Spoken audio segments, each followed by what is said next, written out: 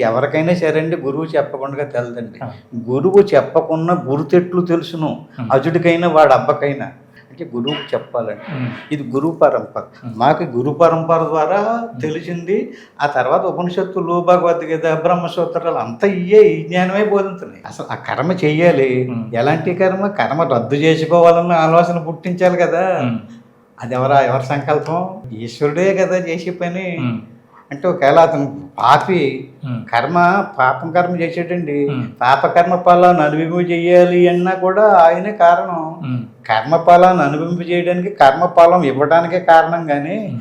కర్మని నీవు ఎలాంటి కర్మ చేసుకుంటావో నిర్ణయించే పని ఆయన చేతిలో లేదు. హ్మ్. పూర్తి స్వతంత్రుడండి. హ్మ్. దేనికి? కర్మ చేయటానికి. ఈ జీవుడు పూర్తి స్వతంత్రుడు. పుణ్యం చేసుకోవచ్చు, పాపం చేయొచ్చు, లేకపోతే కర్మ రద్దు చేసుకోవడానికి జ్ఞానం తెలుసుకోవచ్చు, ఆ! ఏదైనా చెయ్యొచ్చు. హ్మ్.